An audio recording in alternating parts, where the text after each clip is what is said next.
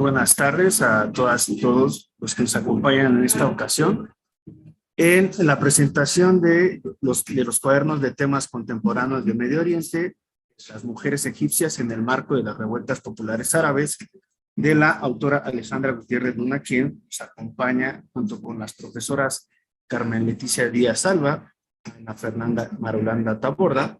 Y bueno, aprovecho para agradecer al profesor Santiago Aceves por apoyar en esta organización del evento, y también un especial recordatorio para la profesora Ana Fernanda, que nos abrió el espacio de su clase para poder llevar a cabo la presentación de este cuadernillo. Y bueno, también como parte importante de esta introducción, déjenme me presento, soy Omar de la Cruz Carrillo, soy profesor de asignatura del Departamento de Estudios Sociopolíticos y Jurídicos del ITESO. Y bueno, tengo que decirles que la presentación del cuadernillo es organizada por la Unidad Académica Básica de Estudios Internacionales del Departamento de Estudios Sociopolíticos y Jurídicos como parte de la agenda de eventos del 8M. En esta ocasión nos acompañan las y los estudiantes de la asignatura de Conflictos Armados y Género. Y les voy a comentar un poco la dinámica. El día de hoy tenemos la fortuna de tener a la autora del cuadernillo, quien nos hará un breve resumen de su obra, y después pasaremos con las profesoras Carmen y después Ana Fernanda para que nos cuenten un poco los comentarios que tienen al respecto en cuanto al libro que nos hizo el favor de compartirnos Alejandra. Y bueno, en ese sentido paso a presentar a la autora y les comento que Alejandra Gutiérrez Luna es doctora en Ciencias Políticas y Sociales con orientación en Relaciones Internacionales por el programa de posgrado en Ciencias Políticas y Sociales de la UNAM, donde también realizó sus estudios de maestría, y es licenciada en Relaciones Internacionales por la FES Acatlán, donde ha impartido distintas asignaturas, y sus líneas de investigación son regiones del mundo, Medio Oriente, género y feminismo en relaciones internacionales y organismos internacionales. Además, que actualmente se desempeña como secretaria académica del programa de posgrado en Ciencias Políticas y Sociales de la UNAM y es profesora de organizaciones internacionales aquí en el ITESO. Alejandra, tienes el uso de la palabra hasta 15 minutos. Hola, ¿cómo están? Buenas tardes. Pues primero, muchas gracias por invitarme. Obviamente agradecer al ITESO, que pues es una institución que yo respeto y aprecio mucho. En especial, obviamente, a Omar de la Cruz, porque él tuvo la iniciativa de presentar este texto, y por apoyarlo, a Santiago Aceves también, por supuesto, por difundir esta invitación. Y obviamente a las profesoras Carmen Díaz y Ana Fernanda Marulanda, porque pues se tomaron el tiempo para leerme y para comentar este texto, cosa que es muy, muy significativa para mí, ¿no? Y pues por supuesto a nuestras alumnas y alumnos que nos están escuchando, que nos están atendiendo y que se interesaron por asistir hoy. Pues como sabemos, hablar de la situación de las mujeres en todo el mundo siempre es algo oportuno, ¿no? No es un tema coyuntural, no es un tema ocasional, sino que siempre es oportuno, y sobre todo, pues en mi caso, hablarlo desde las relaciones internacionales es algo que me ha interesado desde hace muchos años. Y bueno, me gustaría contarles un poco sobre cómo surgió la idea de escribir este texto. Les comento que fue iniciativa de los doctores Moisés Garduño y Jaime Isla, que son profesores de la Facultad de Ciencias Políticas y Sociales de la UNAM, y este texto se enmarcó en un PAPIME, que es un programa de apoyo a proyectos para la innovación y mejoramiento de la enseñanza, en el que se planeó escribir una serie de cuadernos de apoyo a la docencia en temas de Medio Oriente. Cuadernos que apoyaran a las y los profesores que enseñan estos temas, no solo en la UNAM, sino en cualquier universidad. Cuando comenzamos a platicar sobre la iniciativa, yo estaba en mi segundo año de doctorado, entonces estaba pues ya encaminada un poco en la escritura de mi tesis, que es por supuesto sobre este tema de las mujeres egipcias, pero también al proyecto se invitó a otras y a otros estudiantes de posgrado. Y también, digamos que se quiso equilibrar, también invitando a profesores y profesoras con larga trayectoria en estos temas de Medio Oriente. Actualmente les cuento que hay publicados alrededor de 10 cuadernos, el mío es uno de ellos, Y hay muchos temas, ¿no? Para quienes se interesen, por ejemplo, el Islam político, nuevos actores no estatales en Medio Oriente, movimientos sociales en Marruecos, personas refugiadas en Líbano, el confederalismo democrático kurdo, la rivalidad geopolítica Irán-Arabia Saudí, el movimiento verde en Irán, entre otros temas, ¿no? Para darles una idea sobre cuántos cuadernos se han escrito. Y pues estos textos, por supuesto, que demoraron en publicarse, ya saben, como todo lo que sucede actualmente debido a la pandemia, pero bueno, finalmente están publicados y todos están disponibles, algunos de manera electrónica y algunos más impresos, como es el caso de mi cuaderno.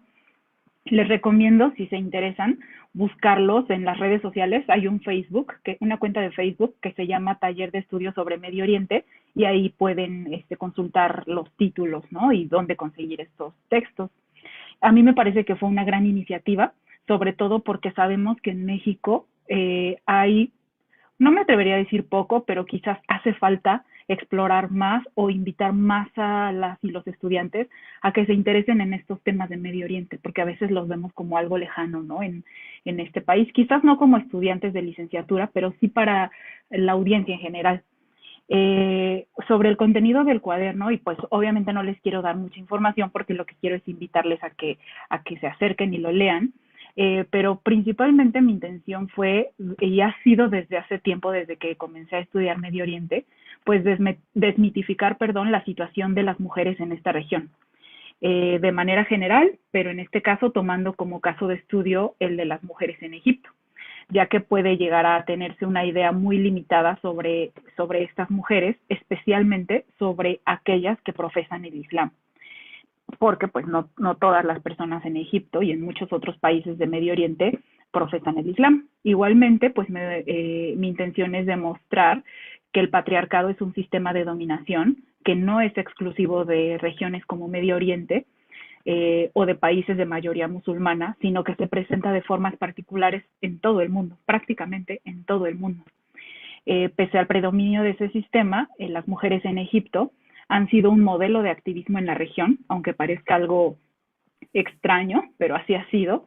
Las mujeres en Egipto han sido este modelo de activismo, y aunque en mi texto la limitación temporal solamente abarca a partir de las revueltas populares árabes que iniciaron a finales del 2010 en Túnez, trato de exponer brevemente que la trayectoria de activismo y de participación política de las mujeres en Egipto pues tiene una larga data, ¿no? Prácticamente desde que comenzó la lucha anticolonialista a finales del siglo XIX.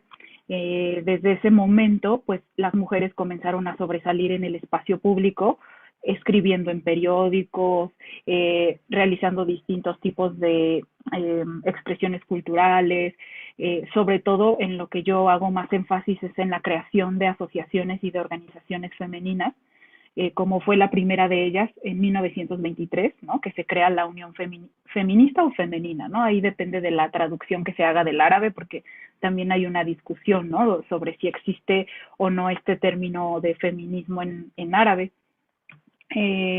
También había organizaciones de izquierda, organizaciones islamistas, las mujeres comenzaban a salir a manifestarse en las calles, se quitaban el velo como una de tantas dinámicas de contención, entre otras expresiones. También, bueno, más adelante en el texto trato de desarrollar cómo fue la participación de las mujeres durante los distintos gobiernos en Egipto, ¿no? Desde Nasser, Sadat hasta llegar a Mubarak, y sobre todo trato de destacar nombres, figuras de mujeres que han sido importantes en la trayectoria de la historia de Egipto, ¿no? Como Doria Shafik, como Nawal al-Saadawi, como otras más. Justamente con este último presidente Mubarak es cuando estallaron las revueltas populares enmarcadas en la que nosotros conocemos como Primavera Árabe, y en el texto yo detallo cómo era la situación de las mujeres en Egipto en ese contexto.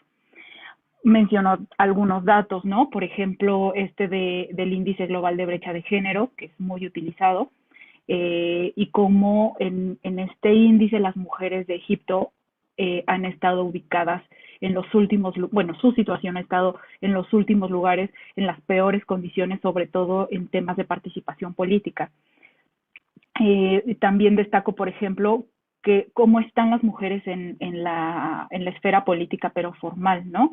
En la cual Egipto pues se ha mantenido con niveles muy bajos de participación, y cuando se han elevado un poco estos niveles de participación ha sido porque por este contexto internacional y por estas presiones internacionales, en Egipto se han implementado cuotas electorales de género. Es decir, se eleva un poco la participación política hasta, no sé, máximo el 15% en toda la historia de Egipto. 15%, eso ha sido mucho para ellos, pero ha sido producto de esto, ¿no? Entonces, pues es interesante entender cómo las mujeres siguen esforzándose, siguen participando, pese a todas estas condiciones de opresión que se viven en ese país.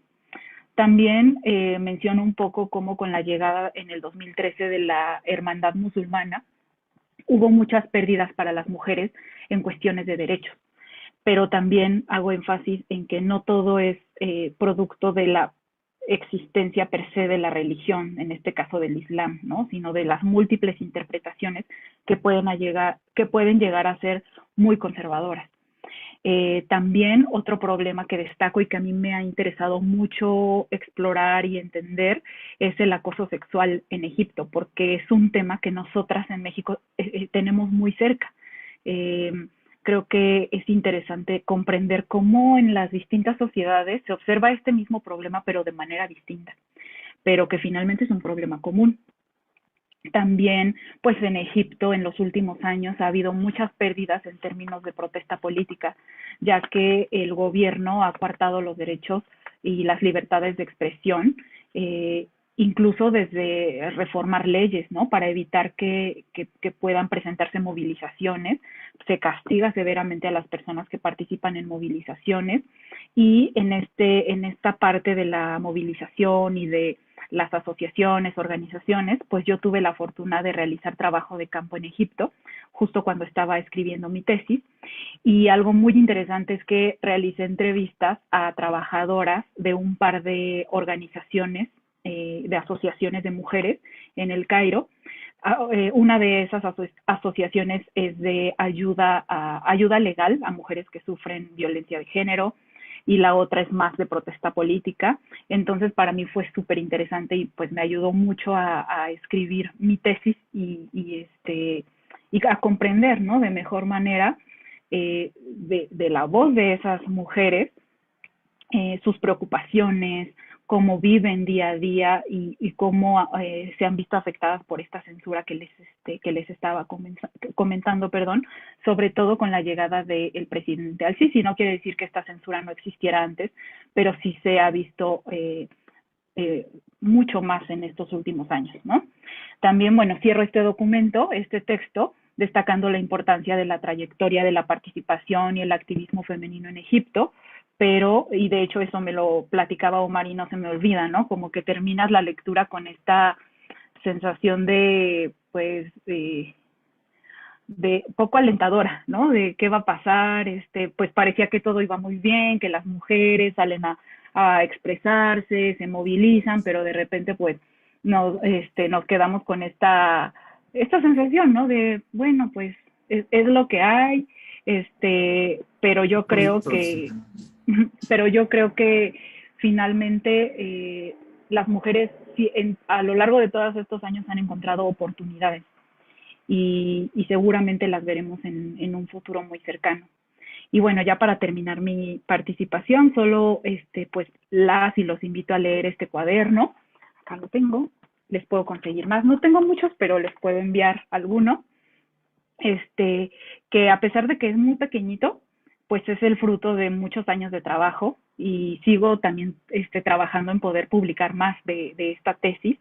Creo que es mi pequeña aportación para poder comprender la complejidad de las sociedades de los países de Medio Oriente, darnos cuenta de que tenemos mucho en común con esas sociedades, contrario a lo que quizás se piensa.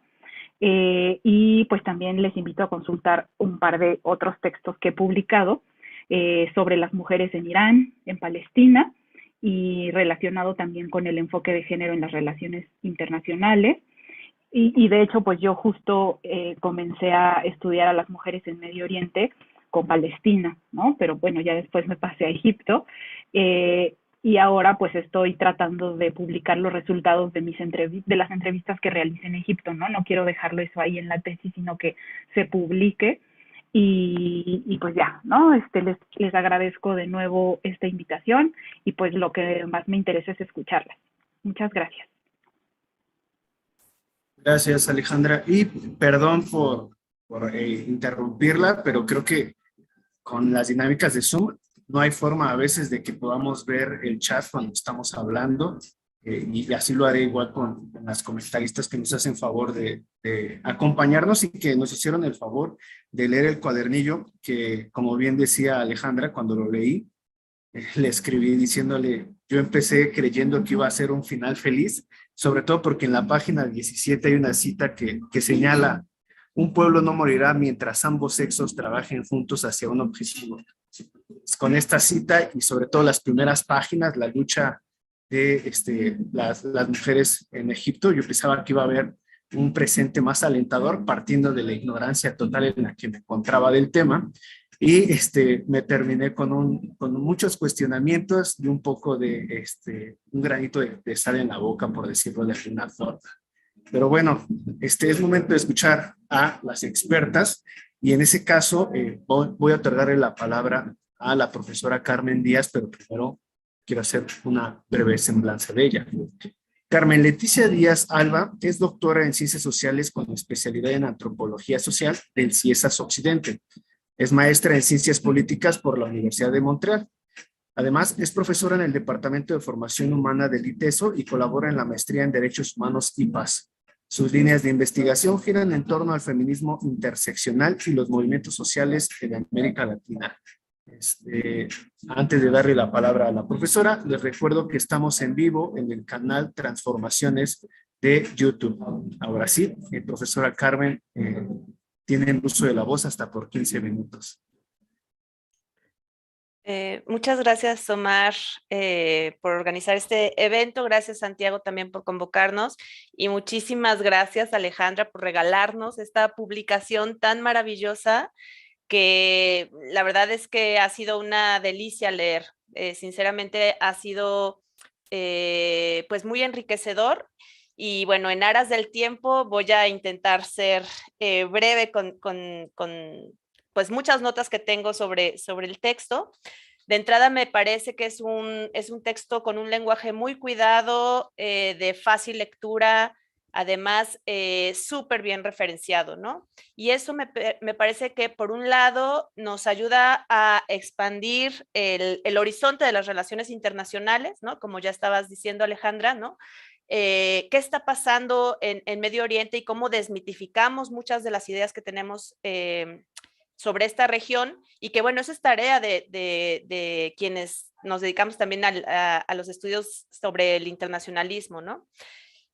Y por el otro lado, me parece que también expande nuestro horizonte sobre los feminismos, ¿no? Nos ayuda a contar el feminismo desde diversas voces, desde diversos contextos, de diversas problemáticas que nos van mostrando también cómo las mujeres resisten desde hace muchos años en contextos muy, muy diferentes también, ¿no? Voy a como nombrar un par de cosas y luego me voy como más poco a poco.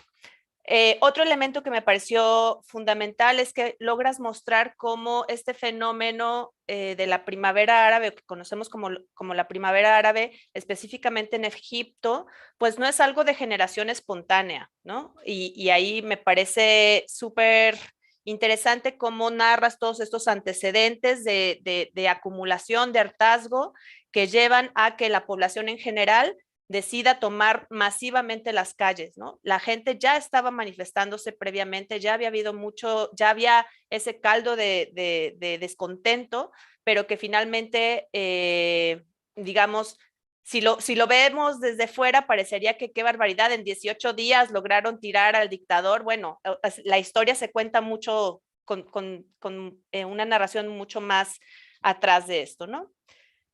Y en ese mismo sentido me parece fundamental cómo haces la recuperación histórica de la participación de las mujeres en todas estas resistencias y luchas por la democratización y por sus derechos, ¿no?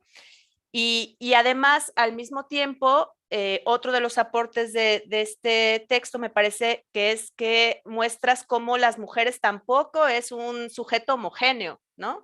Y ahí podemos ver distintas tendencias de las mujeres que se organizan y que organización femenina no necesariamente significa organización feminista. Y eso me parece que también está muy, muy claro en tu texto.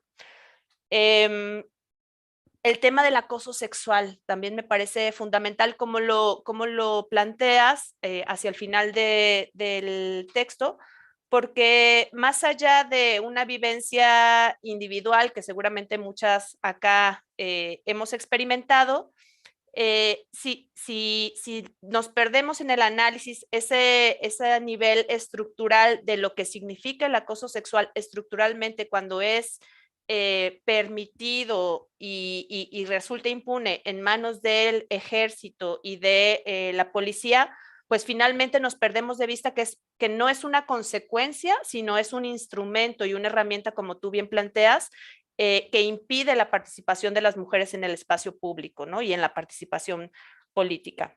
Y bueno, ahí también coincido con Omar en que pues las historias de revolución muy maravillosas no necesariamente llegan a un final feliz, ¿no? Para las mujeres y pues sí, una se queda con ese sabor de boca, pero al mismo tiempo con mucho reconocimiento de todo el trabajo que han estado haciendo las mujeres en Egipto para, pues, por el ejercicio de sus derechos, ¿no? Bueno, ahora sí ya, digamos eso en términos generales y adentrándonos al texto, bueno, el texto de Alejandra me parece que tiene una estructura muy, bueno, el previo a las grandes movilizaciones en donde nos narra la historia del feminismo egipcio y también los antecedentes de las revueltas populares del 2011 en este país. Luego viene un apartado que tiene que ver con el durante las protestas, ¿no? Las mujeres en la sociedad egipcia, eso también me parece muy interesante, cuál es el contexto en el que están viviendo las mujeres en ese momento, cómo se organizan en los levantamientos populares y también el tema de, digamos, las relaciones transnacionales, ¿no? Cómo desde fuera también hay un elemento disruptivo que a veces apoya a las luchas de las mujeres y otras veces resulta finalmente una especie de simulación, ¿no? Cuando es cooptado por el Estado.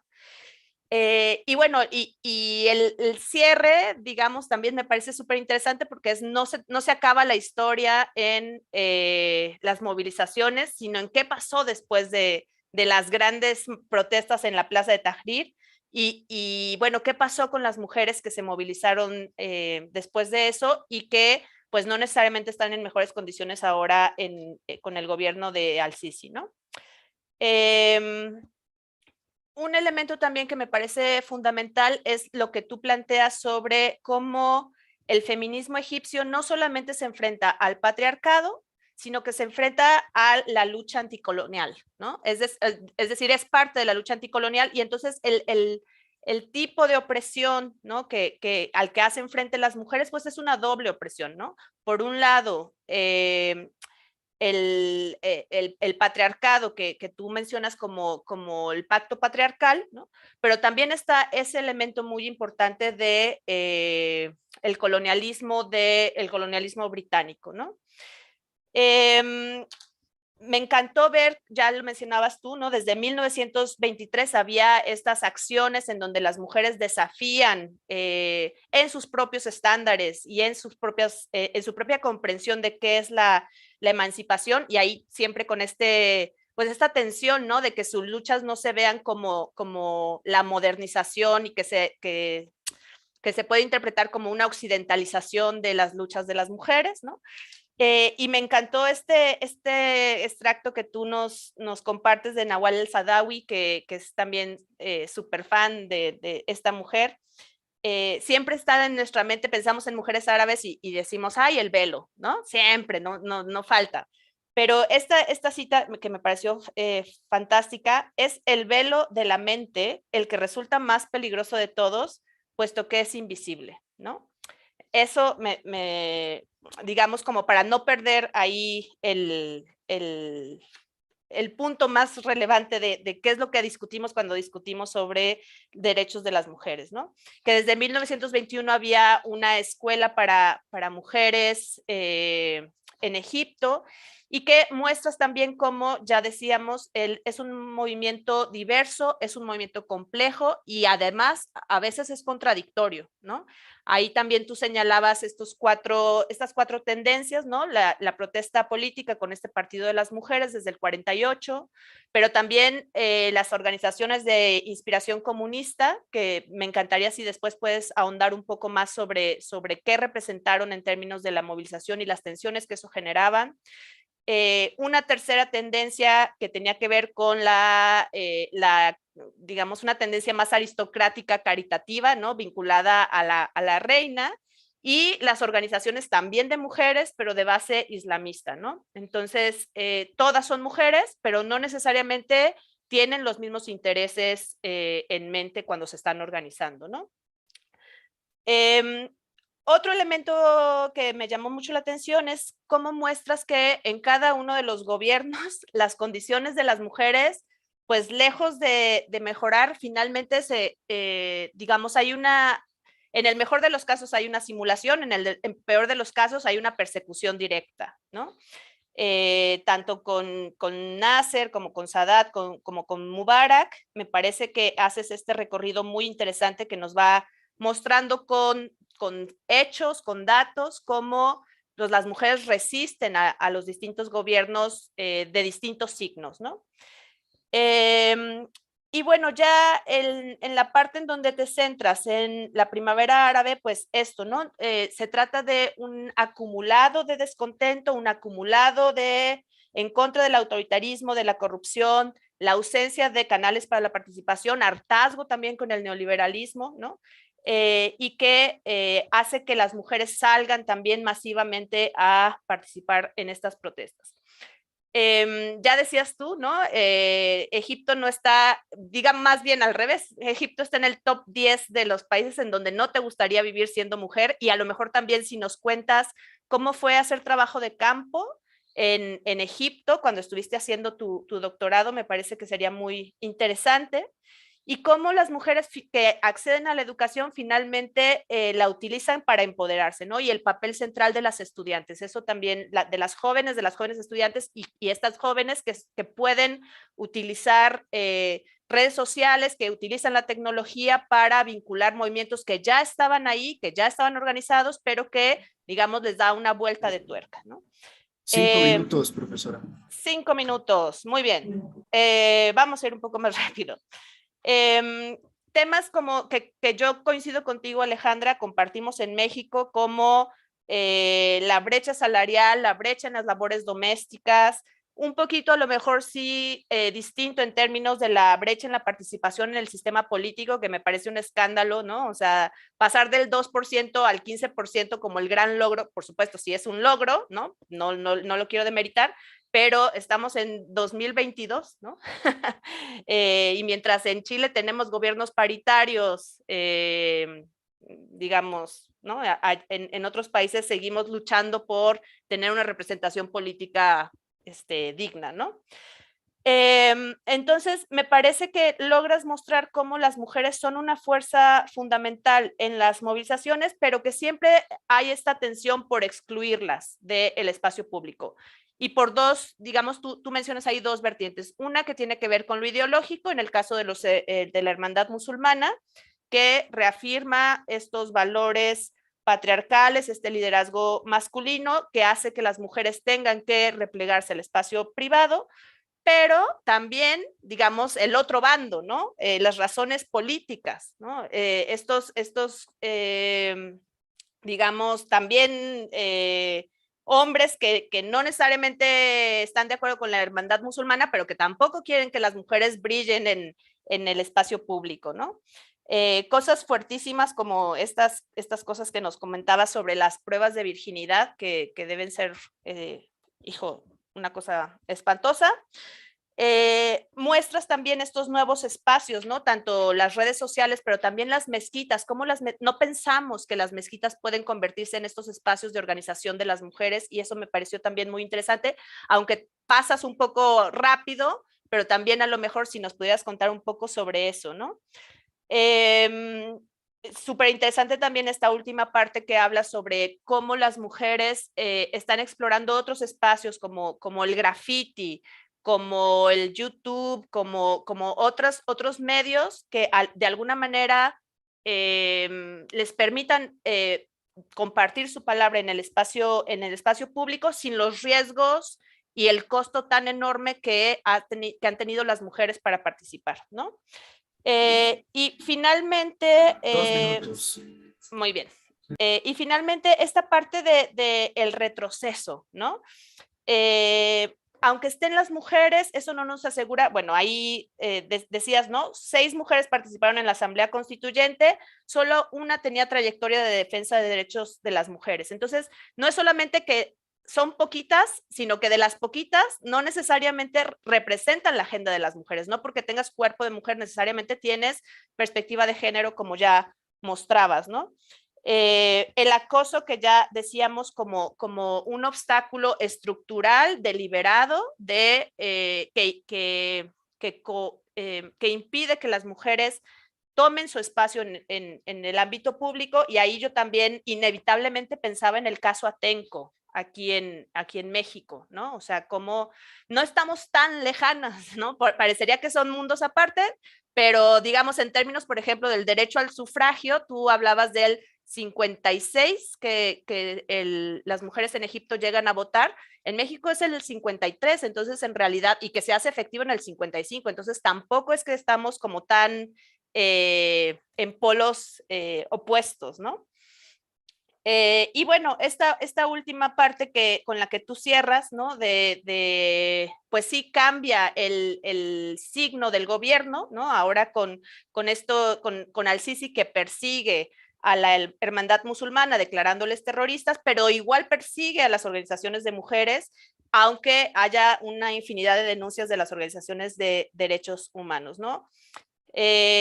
Bueno, la verdad es que, como te decía, fue una gozada leerte, aunque sí nos deja un poco bocabajeadas al final, pues las conclusiones a las que llegas, pero que seguramente no es el fin de la narrativa, seguramente habrá nuevas movilizaciones, y seguramente la politización que tienen las mujeres en este momento en Egipto es grande, y hay una larga trayectoria, y entonces también pensar en este momento si tienes información actualizada, digamos, que nos permita tomar el pulso de si ha habido algún cambio en los últimos años, ¿no? Muchas gracias. Gracias, profesora. Y bueno, retomando un poco lo que nos comentaba al final la profesora Carmen, a mí me generó la misma sensación un poco de, bueno, sí, me parece un poco fuerte todo lo que leo, pero me es más fuerte aún darme cuenta que no estamos tan distantes de estas sociedades de Medio Oriente, ¿no? Y que para nosotros como países de Occidente siempre los vemos como algo muy lejano, muy distinto, pero no lo es tanto, y ahí radica también un poco lo terrible, ¿no? Y antes de darle la palabra a la profesora Ana Fernanda, a mí me llamó mucho la atención que hubiera un papel muy importante en la historia de la participación de las mujeres egipcias, las instituciones que son los partidos políticos. Y no sé, Alejandra, si supieras algo, si en la actualidad, qué papel juegan los partidos políticos en ese sentido, si siguen siendo motores importantes para la participación de la mujer o se convirtieron en un obstáculo más, ¿no? Y bueno, ahora vamos a escuchar a la profesora Ana Fernanda Marulanda, que como les decía, agradecemos nos haya otorgado el espacio de su clase, y antes de otorgarle la palabra, me gustaría presentarla. Ana Fernanda Marulanda Taborda es politóloga egresada de la Universidad de Antioquia en Medellín, Colombia. Cuenta con una maestría en Derechos Humanos y Paz por el ITESO. Actualmente se desempeña como servidora pública en el gobierno del estado de Jalisco, en la Secretaría de Planeación y Participación Ciudadana, impulsando proyectos de gobernanza y paz en los municipios del estado. Además, es docente de asignatura en el ITESO con el curso de Conflictos Armados y Género, que es el que nos ha acogido en esta ocasión. Profesora, tiene el uso de la palabra hasta por 15 minutos. Muchas gracias, Omar. Buenas tardes a todas, todos. Primero quiero agradecerles por la invitación, Omar, Santiago, por la iniciativa. Creo que estos espacios de reflexión son sumamente valiosos. También lo señalaba Alejandra, de la importancia de empezar a reflexionar o de ahondar más como en estos temas, porque a veces no entendemos o no creemos que son temas que puedan llegar a ser cercanos a nosotros. También agradezco mucho a Alejandra por tomarse el tiempo de sentarse a escribir estos temas, que a mí en lo particular me apasionan muchísimo, pero también reconozco la relevancia académica que tienen y el gran aporte que tienen para los estudios de género y de conflictos armados. Y entonces, por eso también me encantó poder leerte y pues agradezco muchísimo tu creación. Y Carmen, que es un gran honor siempre compartir espacios contigo. Y bueno, me encanta estar siempre como en estos espacios. Y bueno, también a mis estudiantes que aceptaron la invitación a estar el día de hoy. Sé que también era clase, pero también agradezco muchísimo que estén aquí. Empiezo nuevamente reconociendo como el gran valor académico que hizo o que tiene el aporte o el texto de la profesora Alejandra. Le reconozco o va todo mi reconocimiento para este texto, porque justo uno de los temas que he revisado y hemos venido reflexionando a lo largo de estos 2 años en que he venido dando el curso es la ausencia de los estudios sobre género y conflictos armados. Pero además también que muchos de estos conflictos armados y más de los que están en Oriente se dejan de lado y no se llega a la profundidad a la que de alguna manera llegó el texto de Alejandra, particularmente centrada en el tema de dónde están las mujeres en el conflicto árabe. Todos estos estudios de campo, pues finalmente han invisibilizado la participación de las mujeres, o gran parte de estos estudios han invisibilizado la participación de las mujeres, y una de las situaciones que pasan o recurren frecuentemente es que son historias que se cuentan desde una posición que se presenta como objetiva, pero en realidad son textos que se construyen desde una posición androcéntrica, pero además también colonialista. Entonces se empieza a presentar todas estas situaciones y todo lo que estamos viviendo o suceden en estos conflictos armados desde una posición como muy imparcial. Y entonces empezamos a tomar estas realidades desde una posición que no en realidad reflejan lo que está sucediendo, pero además también el reflejo de muchos actores y personas que están viviendo estos conflictos.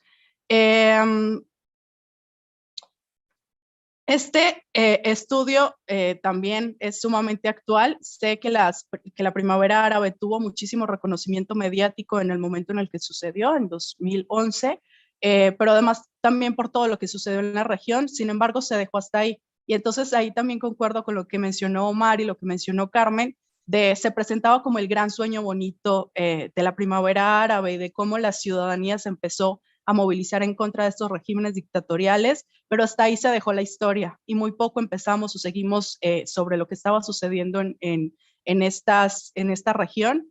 Y entonces estos textos finalmente lo que enseñan es que no era un cuento tan bonito y que en realidad fue o ha sido una historia bastante compleja para la ciudadanía, para todos los que están viviendo toda esta situación, y creo que el conflicto de Siria, que es un poco el que más hemos venido siguiendo, pues nos refleja también como esta situación tan compleja para la ciudadanía que ha significado entonces el estar en medio de estas primaveras árabes o estas revueltas ciudadanas que no han logrado, no han finalizado con la democratización o con procesos de paz, que era finalmente como este cuento que se nos vendió un poco sobre qué eran las primaveras árabes, o este fin último sobre lo que se iba a conseguir.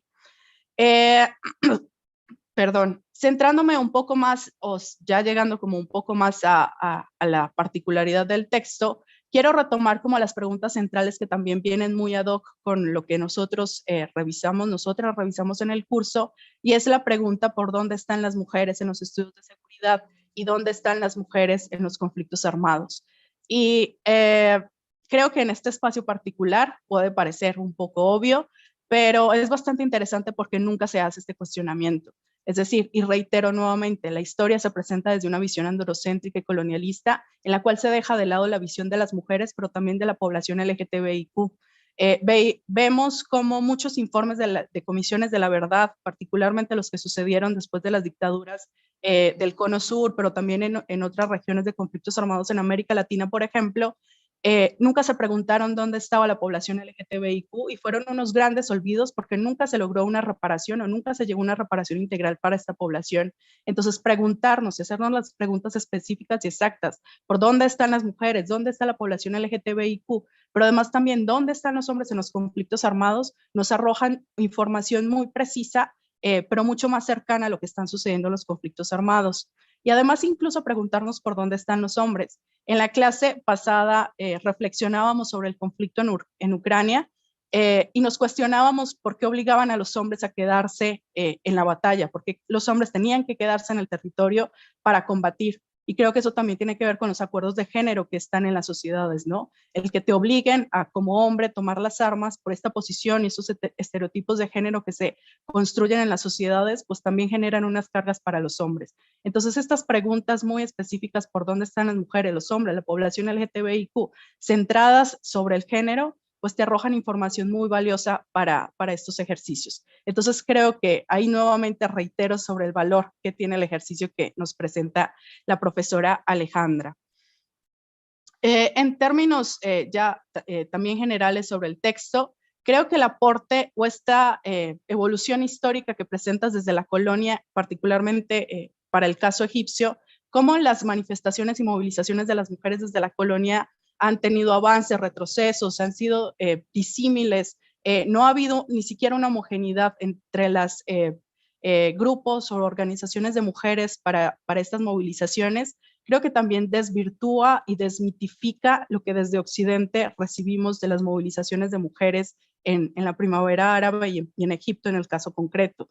Es decir, siempre se veía o se construía esta imagen de las heroínas de las movilizaciones árabes porque se mostraban también como las grandes heroínas, las mártires de la movilización, que se creaba todo un cuento y una mítica sobre su participación en estos escenarios. Pero lo que nos muestras y lo que presenta el texto es que esto no ha sucedido tan así. Es decir, sí ha habido unas movilizaciones profundas, las mujeres han reivindicado sus derechos, pero ha sido una situación que ha sucedido o ha sido un camino de ir y venir, que no ha sido un ejercicio homogéneo, que no han habido acuerdos tanto dentro de los múltiples grupos u organizaciones que hay o que hubo o que ha habido en la movilización o en las revueltas árabes. Entonces también presentarnos esta visión histórica y también desde la particularidad de los múltiples grupos y la diversidad de los grupos que hay, creo que es un aporte significativo a lo que estamos acostumbrados o lo que recibimos desde los medios de comunicación sobre lo que sucedió en Egipto.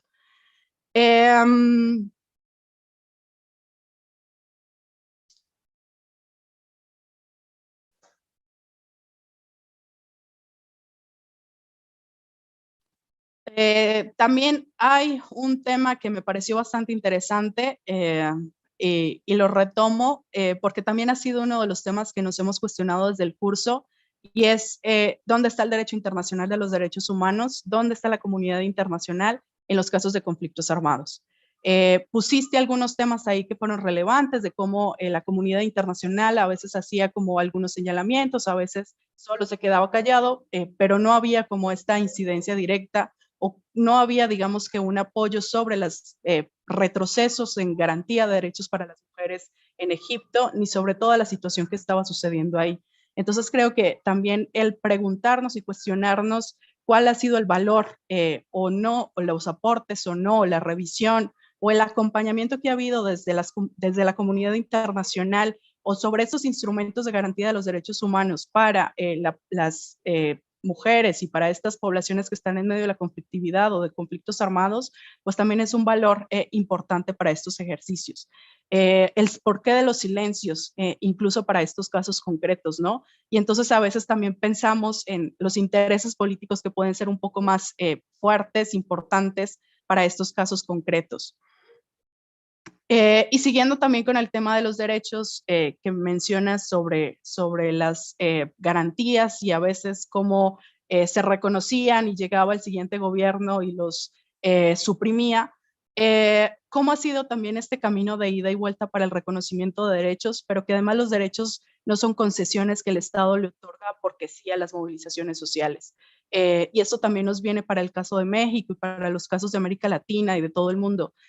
Los derechos son elementos que se ganan o que se logran a partir de movilizaciones sociales, particularmente los derechos de las mujeres. Han sido, y particularmente lo mencionas en el texto, estas mujeres lograron bajo estas presiones y bajo la movilización que hubiera unos avances importantes sobre algunos derechos, el reconocimiento de derechos políticos, sociales, pero también sexuales, que no ha sido una garantía permanente, como bien lo mencionas en el texto, pero que finalmente atiende a esto.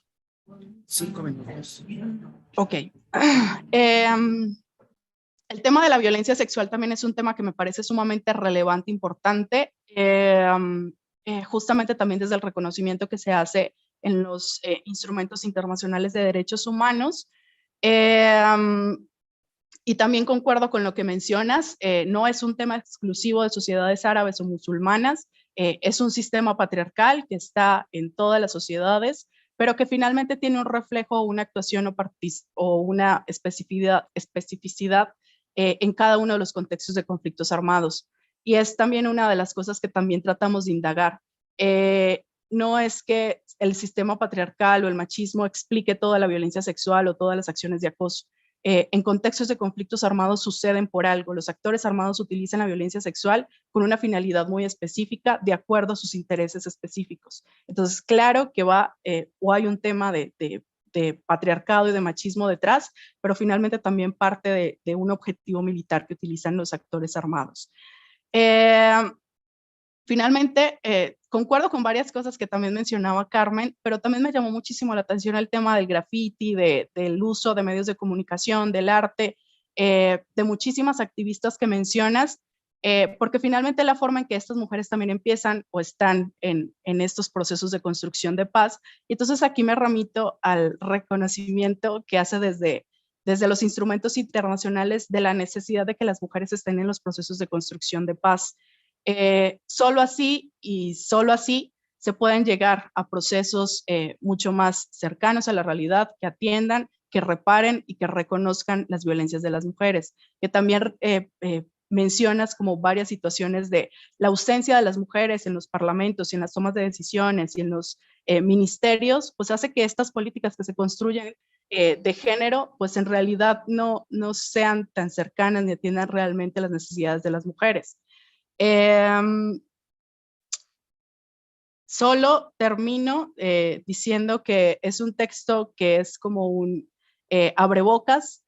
Creo que estaría interesante que poder revisar tu tesis, también que nos platiques un poco del trabajo de campo. Creo que ahí es donde está la riqueza de cuáles fueron como las aportaciones de las mujeres, las conversaciones con ellas, porque creo que en estos detalles de la conversación se tejen y se construyen y se evidencian como muchas vivencias mucho más específicas. Y solo también un par de preguntas. No sé si pudiste identificar también en este trabajo de campo, ¿cuál es la relación que también se tejió con la región? Es decir, si estas mujeres tenían alguna relación o interconexión con las otras situaciones que estaban sucediendo en Túnez, en Libia, que estaban como en situaciones como similares, si había alguna relación entre ellas o cómo se veía también desde Egipto lo que estaba sucediendo en la región. No sé si también tuviste la oportunidad o evidenciaste o encontraste algo de información sobre la población LGTBIQ en lo que estaba sucediendo en Egipto, porque si bien había como todas estas políticas de represión contra las mujeres, entonces, ¿qué era lo que estaba sucediendo contra la población LGTBIQ? Si pudiste encontrar algo, si surgió como algo de información al respecto. Y con eso cierro. Muchísimas gracias. Muchas gracias, profesora Ana Fernanda. Y bueno, Ale, me parece que tienes varias preguntas para esta primera ronda. Y aprovecho para invitar a que nos están viendo por YouTube y que están presentes en esta sesión de Zoom, para que nos hagan preguntas por el chat, para que se las podamos hacer llegar a Alejandra después de esta intervención en la que responderá las preguntas de las especialistas. Alejandra, que se nos dio la voz. Ay, pues muchas gracias. La verdad me da mucha satisfacción escuchar sus comentarios, de verdad. Tan solo el hecho de tomarse el tiempo para leer el texto es demasiado y bueno, sus comentarios ya son otro regalo, ¿no? Bueno, tomé nota de las preguntas. Creo que sobre todo hay dudas sobre el trabajo de campo. Y sí, estuve un mes solamente en Egipto haciendo intentando hacer estas entrevistas, pero fue el reto más grande al que me he enfrentado en los años que llevo investigando. Yo estuve sola, o sea, yo me fui sola a Egipto y creo que ya desde ahí empecé con los obstáculos porque como lo menciono ahí en el texto, y no solo porque yo así lo vea, sino porque así se ha estudiado y así hay rankings y artículos periodísticos, etcétera, es un país difícil para las mujeres. La ciudad, la capital, el Cairo, que es donde más estuve, sinceramente es un lugar terrible para una mujer sola. Obviamente, pues las egipcias lo viven a su manera, cada persona lo va a vivir distinto, pero como turista fue muy difícil tan solo el hecho de andar sola en la calle. Son peligros distintos, ¿no? A los que nos exponemos en México. En México, yo que estoy aquí en la ciudad, pues es otro tipo de peligros, ¿no? No salgas de noche porque pues puede haber por ahí personas que te hagan daño, o sea, desde eso hasta las mujeres que desaparecen, ¿no? En Egipto es un peligro distinto. Lo que más observé yo fue esta cuestión del acoso sexual, que de verdad es que esta sociedad parece que no están listos para ver a una mujer sola en la calle, ¿no? Que es algo, bueno, si veo a una mujer sola en la calle, necesita que le hable, ¿no? Necesita que la acompañe, necesita que le diga yo algo. Y muchas veces yo ni siquiera entendía lo que me decían, ¿no? Porque pues por supuesto que hablan en árabe, pero se nota la intención. Muchas veces me seguían en la calle, ¿no? No, yo no veía mucho les digo, estas situaciones en México de mucha inseguridad, de que te puedan subir a un coche o que te puedan secuestrar, quizás no de esa manera, pero sí que te hostiguen, ¿no? Eso lo viví mucho y no me ayudó con los ánimos para salir cada día a la calle, a conocer, ¿no? A acercarme a la gente. Eso fue muy complicado, la verdad es que yo no me esperaba una situación así. Ya había estado en países de Medio Oriente, pero nunca me había enfrentado a algo como lo que viví en Egipto, también viajando, ¿no? Porque no solo estuve en el Cairo, estuve viajando y fui a otras ciudades eh, y se vive algo similar, ¿no? Entonces, creo que eso, pero en cuanto a las entrevistas, pues sin duda fue lo que más aportó para la redacción de mi tesis, o sea, me aclaró el panorama, ¿no? Porque podemos sentarnos a leer todos los libros, todos los artículos que hay sobre un tema, pero es muy diferente estar ahí, hablar con las personas que lo viven todos los días. Entonces eso, por supuesto, fue una gran experiencia. Hubo cosas malas, pero pues por supuesto que no lo cambiaría por nada, ¿no? El haber podido estar ahí. En cuanto a las organizaciones de izquierda, es muy interesante, sobre todo si lo estudiamos desde las relaciones internacionales, porque este tema está muy relacionado con la Guerra Fría, la influencia de los movimientos de izquierda, marxistas, comunistas, socialistas y de todas estas tendencias en todo el mundo y llegaron a lugares como Egipto. Entonces comenzaron a crearse muchas organizaciones de izquierda y dentro de esas organizaciones también hubo mujeres. Entonces ahí, o sea, por ese lado, pues es interesante conocerlo, pero también se usó a las mujeres, ¿no? Para estos fines, para los intereses de estos grupos, pero especialmente en Egipto, el entonces presidente Nasser persiguió a estos grupos de izquierda.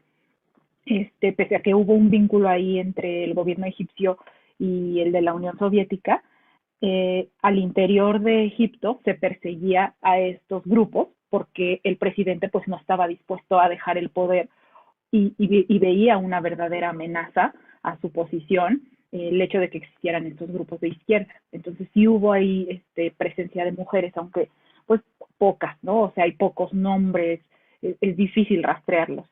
Eso en cuanto a los grupos de izquierda. En la cuestión de las mezquitas también es muy interesante, porque también se tiene mucho esta imagen de que y obviamente no es que lo pensemos aquí así, pero existe esa visión, ¿no? De las mujeres musulmanas pues están relegadas solamente al espacio privado, no participan en el ámbito público, pero en el caso de Egipto pues estas mujeres buscan los espacios, ¿no? Y dicen, bueno, si el lugar en el que yo me siento segura y en el que puedo hablar con otras mujeres es la mezquita, pues ese también puede ser un sitio de organización, ¿no? Y sobre todo muchas mujeres que han apoyado a la hermandad musulmana se han organizado en las mezquitas. Y las otras dinámicas también son interesantes, la del graffiti, por supuesto con esta influencia del exterior, porque eso también, o sea, puede resultar en algo positivo, ¿no? Esta influencia de las expresiones culturales del exterior, como el caso del graffiti, las obras de teatro, entre otras, ¿no? En cambios recientes, pues yo creo que serían pocos, ¿no? O sea, finalmente con el presidente Al-Sisi que sigue en el poder y, si no me equivoco, tiene la presidencia asegurada hasta el 2024, al menos hasta que no vuelva a cambiar alguna ley. Entonces, esta situación de coartar las protestas, de sancionar a quienes se atrevan a movilizarse en las calles, eso sigue presente. Lo cual no quiere decir que nos puedan sorprender, así como ocurrió en el 2011, ¿no? Puede ocurrir en cualquier momento. En cuanto a los partidos políticos también, en este momento no viene a mi mente el nombre de alguno en especial, pero sí hay pocas mujeres que tengan cargos de liderazgo, ¿no? O sea, yo en algún momento exploré a ver sindicatos, ¿no?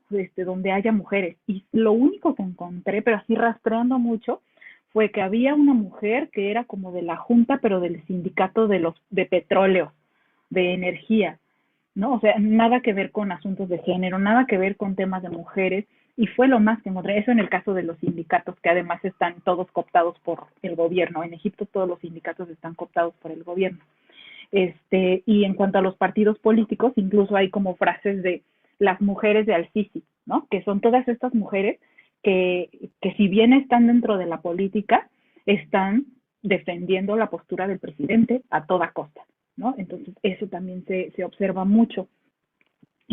Lo cual no quiere decir que su presencia no sea significativa, ¿no? Como ustedes lo mencionaban, ha habido mujeres que han emprendido estas reformas para castigar la mutilación genital femenina, por ejemplo. Eso ha venido desde mujeres, lo cual pues también hay que mencionarlo, no solamente lo desalentador, sino también hay mujeres que han trabajado para luchar contra esta práctica que la viven la experimentan casi el 86% de las mujeres en Egipto, ¿no? O sea, es algo impresionante, pero se ha buscado erradicarla. Aunque se castiga, es difícil erradicar esa práctica. Luego, en cuanto a este tema también a mí me interesa mucho, el de los derechos de la comunidad LGBT en los países, y me interesa en todos los países de mayoría musulmana, en los países árabes. Sinceramente, yo he encontrado poca información. Cuando yo estuve en Egipto, no noté absolutamente ningún rastro de estas comunidades.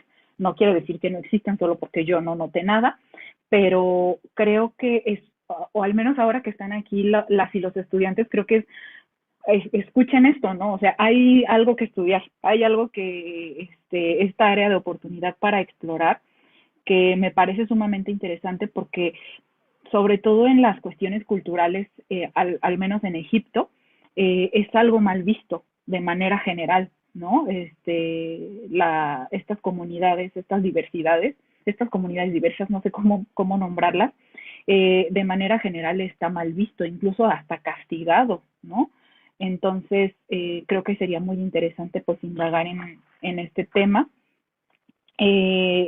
Aunque sí hay, ¿no? O sea, hay organizaciones, por ejemplo, libanesas que defienden los derechos de la comunidad LGBT. Eso sí, por ahí lo estuve leyendo, pero específicamente en Egipto no logré rastrear a ninguna organización. No quiere decir que no se hayan salido a las calles, por ejemplo, en las revueltas populares árabes, pero son difíciles de rastrear por estas cuestiones culturales. Y también las relaciones, ¿no? Con la región. También creo que gracias a las redes sociales, gracias a la tecnología, hay muchos contactos muchas redes que se tejen entre mujeres de distintos países de Medio Oriente. E incluso hay organizaciones también, ¿no? Por ejemplo, libanesas, que hacen redes con organizaciones dentro de Egipto para cuestiones de los derechos. Pero en el caso de Egipto es muy complicado porque así como se persiguen las movilizaciones en las calles, también el gobierno tiene como organizaciones de inteligencia muy reforzadas, el ejército tiene muchísimo poder y entonces incluso las mujeres tienen miedo de tuitear algo. O sea, no es como acá que podemos decirle de groserías al presidente y bueno, pues es la libertad de expresión, ¿no? O sea, desde eso hasta cualquier forma de expresión. En Egipto no. O sea, creo que no recuerdo si lo puse en este cuaderno o ya está en la tesis, pero ha habido casos de mujeres encarceladas por haber tuiteado algo, por ejemplo, hubo el caso de una mujer libanesa que viajó a Egipto de vacaciones y sufrió acoso en las calles, entonces ella tuiteó, ¿no? De en Egipto no se protege a las mujeres y existen estos casos, me pasó esto, la detuvieron y la encarcelaron, o sea, estos son casos reales y por supuesto que eso es otra de las armas que tiene el gobierno para callar o para intentar callar a las mujeres. Y que tampoco está tan lejos de México, ¿no? Lo acabamos de ver en las marchas del 8 de marzo. Si bien hay muchísimas mujeres que salimos y nos manifestamos, tampoco es que lo hagamos muy tranquilas, ¿no? Pensando en que todo va a salir bien. En cualquier momento puede haber ahí algún acto de violencia, pero bueno, no se compara con la magnitud, ¿no? Quizás que tiene, que se observa de violencia en el caso de Egipto. Y pues ya, ¿no? Por último, creo que, por supuesto, no olvidarnos siempre de dónde están las mujeres en estos conflictos, y no solo en los conflictos, sino en todos los procesos que estudiamos desde las relaciones internacionales. Siempre lo que dicen muchas feministas, ¿no? Ponerte los lentes de género, que nunca se nos olvide la historia, quién la ha escrito, quiénes están en los libros. Siempre son hombres, siempre, y no es solo el hecho de que sean hombres, sino que es desde una visión androcéntrica, creo que eso hay que tenerlo mucho en cuenta y aunque ya se ha ganado mucho espacio en los estudios desde las relaciones internacionales, pues todavía nos falta, ¿no? Entonces, pues ya con esto cerraría esta parte. Les agradezco de nuevo mucho. Muchas gracias, Alejandra. Tenemos ya 2 preguntas en el chat. También quienes están en Zoom pueden abrir el micrófono si quieren hacerlo y hacerle directamente la pregunta a Alejandra. Por lo pronto te leo estas 2. ¿Te parece si las respondes? Y abrimos otra ronda esperando que lleguen más preguntas. Igual si las profesoras Carmen y Ana Fernanda tienen toda confianza, creo que podría ser el momento ideal. Y bueno, nos dice María Fabianes. ¿Cómo se percibe en la academia y en el activismo a la idea de feminismo? ¿Es algo occidental? ¿Se acepta, rechaza parcialmente? ¿Hay posturas propias del contexto? Y Jimena Padilla te pregunta, ¿existen colectivas feministas? Gracias. Sí, bueno, gracias. Esta pregunta del feminismo es muy interesante porque hay muchos debates, ¿no? Incluso les decía hace un rato, la existencia de la palabra feminismo en árabe. Yo tomaba clases de árabe hace unos años, estuve tomando clases y pues obviamente pues, leyendo, buscando información para mi tesis, me encontraba con esto, ¿no? De cómo, a ver, yo decía, ¿cómo se puede usar el término feminismo en árabe? Una vez le pregunté a mi profesora de árabe, ¿cómo se dice feminista en árabe? Y es que ella me decía, no existe. O sea, esa palabra no existe. Existe como una adaptación de la palabra femenino al árabe y se interpreta en las traducciones como feminismo, pero no existe propiamente en árabe ese término. Pero bueno, ya, o sea, obviamente leyendo más, decimos, bueno, también hay muchas pensadoras feministas de siglos pasados que tampoco utilizaban el término feminista, ¿no? Y no quiere decir que no las interpretemos ahora como autoras feministas. Entonces, algo así yo observé en el caso de Egipto y de otros países árabes, que pues hay debates, ¿no? O sea, existen mujeres que se autodenominan, que se reconocen como feministas en muchos países de Medio Oriente. así como ocurre en Egipto, pero también hay otras que no lo aceptan, pero no porque no, digamos que luchen también contra la violencia, contra la opresión, contra estas brechas salariales, etcétera, sino porque se ha visto como una imposición de Occidente o como una imposición de estos países poderosos, o en su momento ha tenido que ver con las luchas anticolonialistas, ¿no? No propiamente rechazar esta palabra feminista, sino de dónde viene. Y lo cual me parece sumamente interesante, porque para que ellas se cuestionen estos términos, pues tienen que hacer como mucha conciencia de su situación, ¿no? De su posición, no solamente en términos de derechos o de que son mujeres, sino cómo hay otros componentes que las oprimen, ¿no? Ya lo dice el enfoque interseccional, la raza, la etnia y muchos otros componentes que pueden oprimir a las mujeres, y ellas se hacen conscientes de esto. Entonces, sí, o sea, de que existe la idea de feminismo, claro que sí, de que se ve como algo que proviene de Occidente, como una imposición, también, ¿no? O sea, creo que las dos partes. Y en cuanto a si existen colectivas feministas, pues sí, pero yo creo que aquí el problema es pues todos los obstáculos que tienen para manifestarse. Creo que eso es principalmente lo que ocurre en este momento en Egipto, que difícilmente pueden reunirse, por ejemplo, en las calles, ¿no? Para hacer algún tipo de protesta. Eso prácticamente no ocurre en este momento por la persecución, por la censura, pero de que existen, claro. Incluso les decía, ¿no? Que el feminismo egipcio es un modelo que han seguido otros países de Medio Oriente, que hay pioneras feministas, ya lo decía la profesora Carmen, ¿no? Nawal al-Saadawi.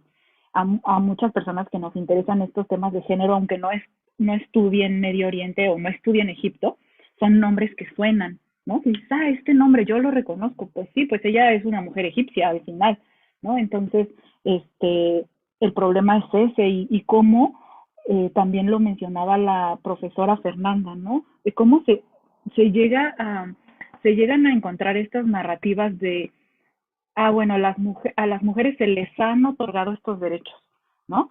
El gobierno les dio el derecho al sufragio, les dio el derecho a trabajar, etcétera.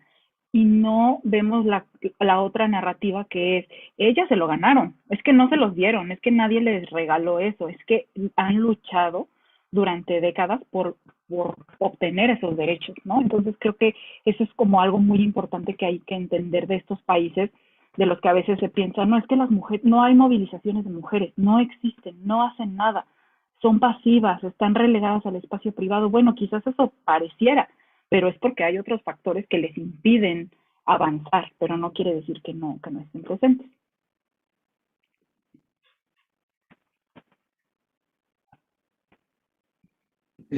Gracias, Alejandra, por las respuestas y las preguntas.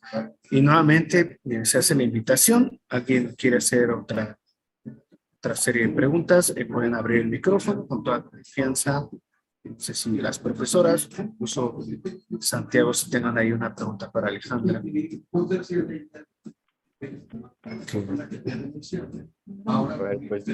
yo sí tengo una, no sé si vaya alguien antes, pero yo me apunto con una para esta segunda ronda. Muy bien, ¿alguien más para la segunda ronda o escuchamos a Santiago?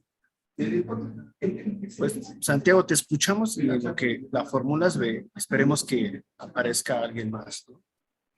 Vale, bueno, gracias. Muchas gracias, Alejandra, por la presentación y por aceptar la invitación a este espacio. Y va una pregunta que te hago en función de algunos aspectos que has ido señalando, dando respuesta a las inquietudes de las colegas, ¿no? Y de quienes te han hecho preguntas. En la literatura de RI se habla comúnmente sobre condiciones, o mejor dicho, estructuras de oportunidad que favorecen o inhiben la agencia de los actores no estatales, como podría ser el caso. En este sentido, a la luz del derrotero final que ya nos compartieron Carmen, Omar y Ana Fernanda, ¿tú identificaste a nivel internacional o doméstico estas estructuras clave para el resultado que observaste después de analizar el caso empírico? Sí, bueno, de hecho justo este término que mencionas de las estructuras de oportunidad política, cuando yo comencé a redactar la tesis, quería utilizar las teorías de los movimientos, las teorías clásicas de los movimientos sociales para analizar el caso de Egipto y me di cuenta, incluso, o sea, muchos profesores que me estaban apoyando en la redacción de la tesis, pues llegamos como a la conclusión de que estas teorías son creadas obviamente desde los movimientos occidentales, de países occidentales, y que difícilmente se ajustan a lo que sucede en este caso en Egipto. Aún así, pues yo sí detecté algunas de estas oportunidades, ¿no? De estas situaciones, no sé de qué otra forma llamarlas, ¿no? Pero creo que sobre todo como la historia de Egipto que ha demostrado, o sea, ahorita creo que el componente más representativo de Egipto que sí permanece es el poder que tiene el ejército y que es especialmente poderoso en Egipto, porque bueno, si bien sabemos, ¿no? Los ejércitos son un grupo androcéntrico que está integrado principalmente por hombres, por valores masculinos, etcétera. En el caso de Egipto es específico porque todos los presidentes de Egipto, o sea, Nasser, Sadat, Mubarak, al-Sisi, todos han sido líderes del ejército. O sea, todos han llegado como a las cúpulas del ejército, todos ellos. El ejército no solamente tiene poder político, sino poder económico. Hay empresas de gas, incluso centros comerciales como muy europeos que se construyen en colonias, en áreas de personas que son de clase alta en Egipto, que pertenecen al ejército. Entonces yo creo que eso es algo que pues se ha arrastrado en prácticamente toda la historia moderna de Egipto y que quizás también se convirtió en una de estas áreas de oportunidad para las personas que salieron a manifestarse. Y en el caso específico de las mujeres, pues como se ha comentado, ¿no? Como la violencia que ejerce el ejército de manera muy específica contra las mujeres es un arma muy poderosa en las guerras, en los conflictos armados, pero también en las protestas, en las movilizaciones callejeras, ¿no? Hay estrategias específicas que utiliza el ejército contra las mujeres que no se utilizan contra los hombres, como son las pruebas de virginidad, ¿no? El hecho de detenerte culpándote de que quizás estás comportándote de una manera inmoral, incorrecta, y entonces te tenemos que realizar una prueba de virginidad, pues para reconocer cómo es pues tu vida privada o si eso tiene que ver con el hecho de que estés manifestándote. Entonces yo creo que ese es un componente que yo observo y bueno, que lo he leído mucho, que se manifiesta de una manera muy específica en Egipto. Obviamente, pues los ejércitos son poderosos en todo el mundo, en México también, ¿no? En la lucha contra el narcotráfico, por ejemplo, la presencia del ejército cambia mucho las cosas, pero en el caso específico de Egipto y que tenga que ver con las mujeres, creo que sería eso, el poder que tiene el ejército. Listo. Pues muchas gracias por la pregunta, Santiago, y Alejandra por la respuesta. Entonces, compañeras, ¿alguien de ustedes desea hacerle una pregunta directa a Alejandra? O le cedemos la palabra a la profesora Carmen y a la profesora Ana Fernanda, que ya tienen ahí la pregunta en la... Me parece que le cedemos la palabra a la profesora Ana Fernanda. Gracias. Pensaba también frente a esto último que mencionas, las imágenes que tuvimos, creo que fue en agosto pasado, sobre toda la migración y la ola masiva que hubo de salida, desplazamiento de mujeres particularmente, pero también de hombres de Afganistán, una vez que llegó nuevamente este gobierno al poder. Y quería saber si en Egipto sucedió algo similar. Es decir, si con estos cambios de gobierno y de los hermanos musulmanes y demás, ¿hubo alguna ola migratoria de mujeres, de hombres, o en esencia no se registra como como un hecho que sucedió en Egipto particularmente? Pues hasta donde yo me he informado, no, pero creo que sobre todo fue por el contexto regional, ¿no? Que o sea, en esos años las olas migratorias más visibles o más significativas, pues por supuesto que fueron las de Siria, ¿no? O sea, creo que finalmente se enmarca, por supuesto cada país con sus particularidades, pero se enmarcan en el mismo proceso que fue el de las revueltas populares árabes y las consecuencias que hubo en cada país.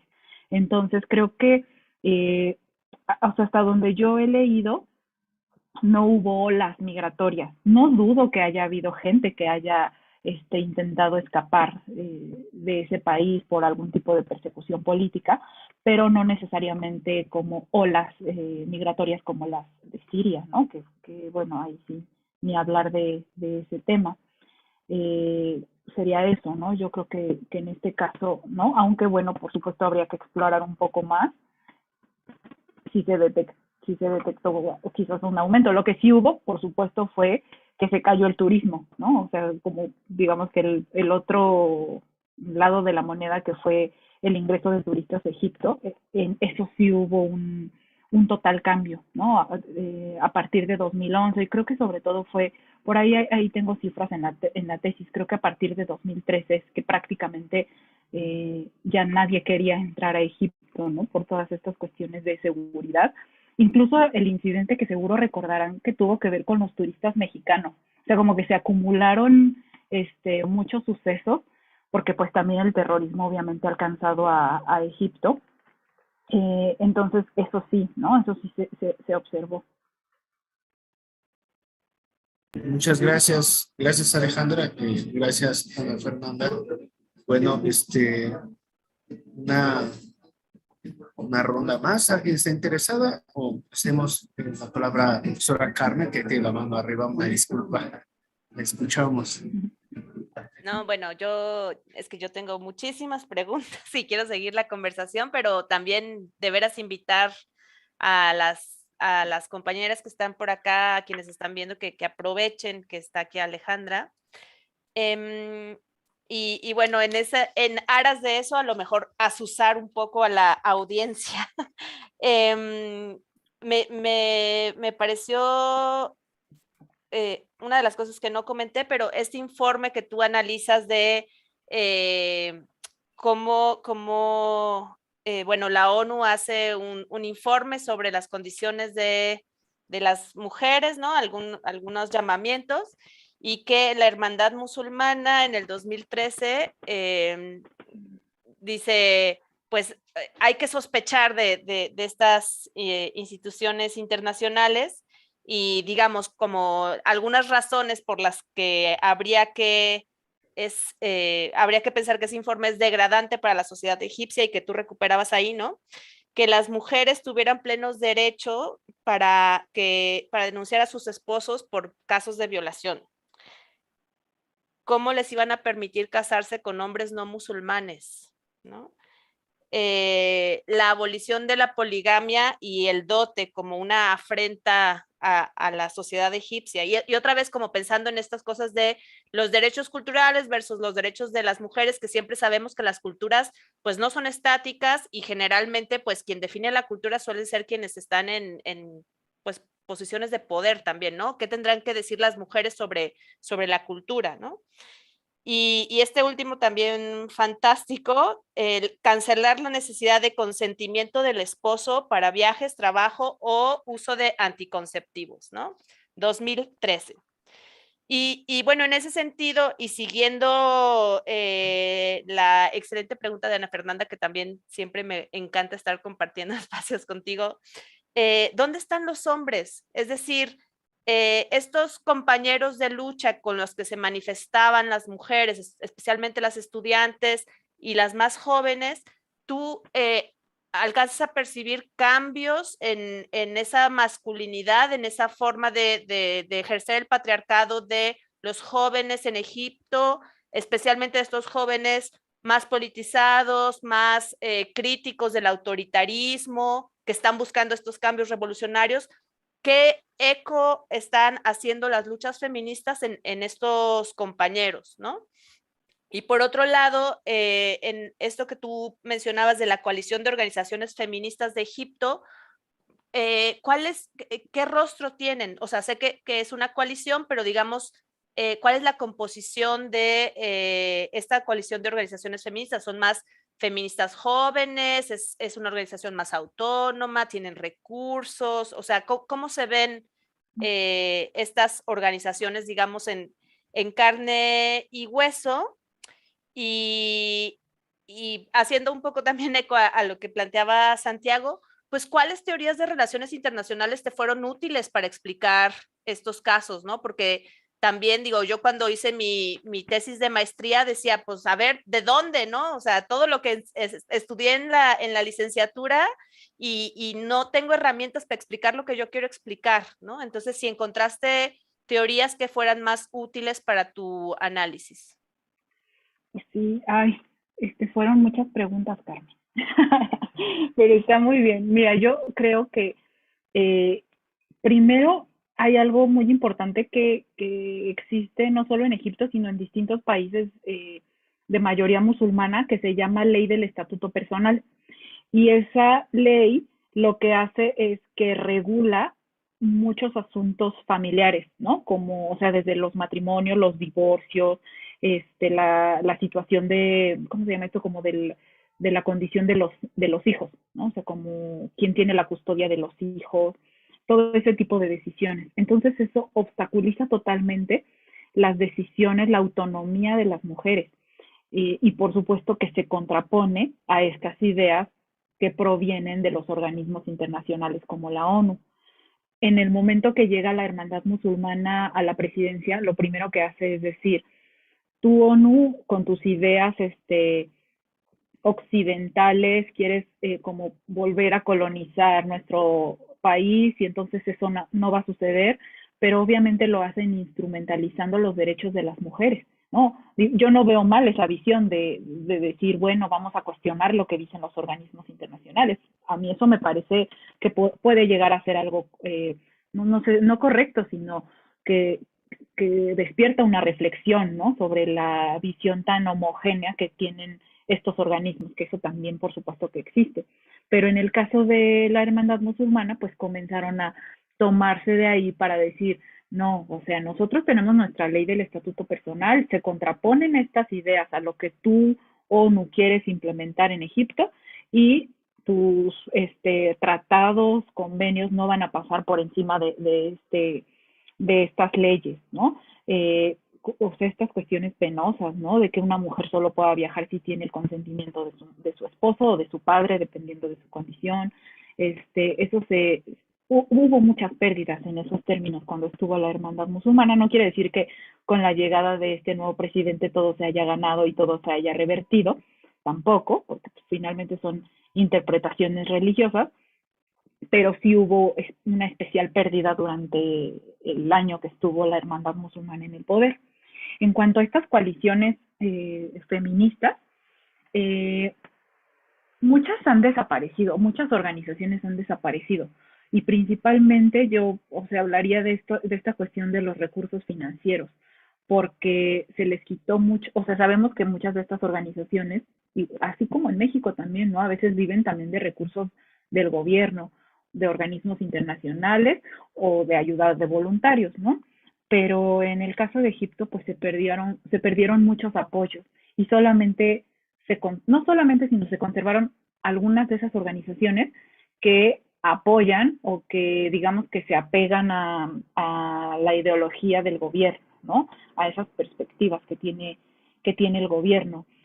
Por ejemplo, en una de las entrevistas que yo hacía con una directora de una organización de asistencia legal, ella me decía, pues seguimos trabajando, pero casi como con nuestros propios recursos, ¿no? Ella, por ejemplo, es abogada y entonces, pues ella trabaja así como con pocas mujeres, ¿no? Con las pocas a las que ella puede acercarse, porque no hay recursos, no hay para pagar salarios a otras mujeres.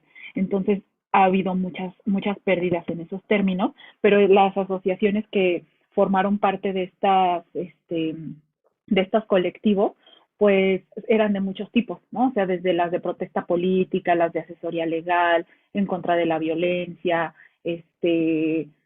por ejemplo, para crear cooperativas de mujeres, para tener recursos, para crear empleos, o sea, de muchos tipos.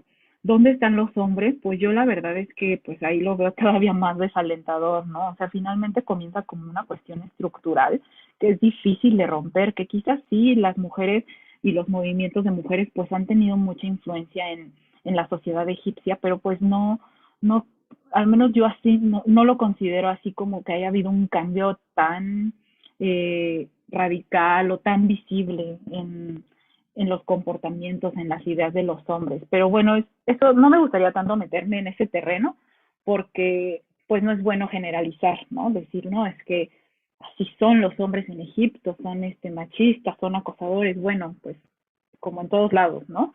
Difícil hablar sobre esos temas, pero de que es algo que está en la estructura de la sociedad, pues claro que sí, ¿no?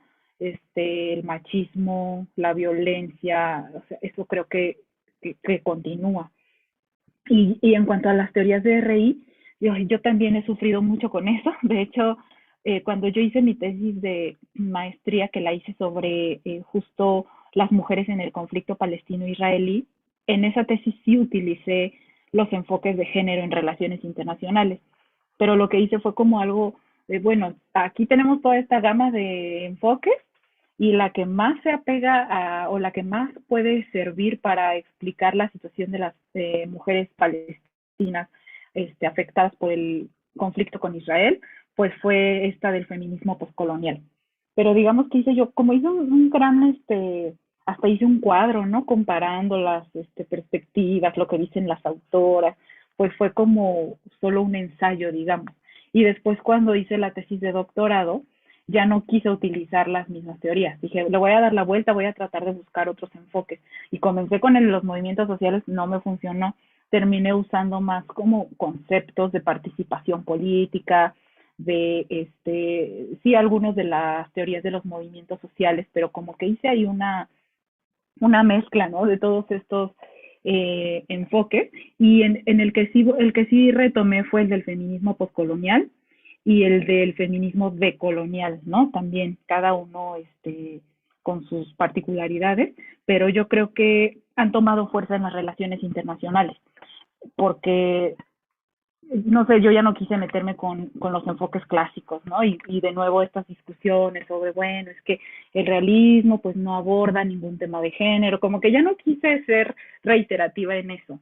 Y por eso decidí irme por enfoques más multidisciplinarios.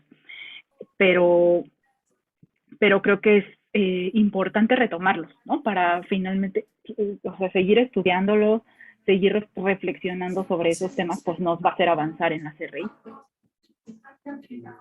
Muchas gracias, Alejandra. Y bueno, vamos a terminar con una última pregunta que nos hacen en el chat.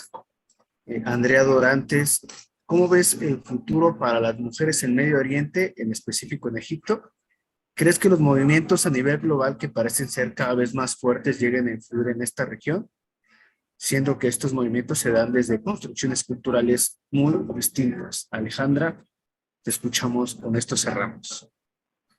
Pues yo tengo esperanzas en los movimientos de mujeres en todo el mundo, ¿no? O sea, claro que hay condiciones que nos oprimen de maneras muy específicas y de diferentes formas a todas las mujeres de todo el mundo, ¿no?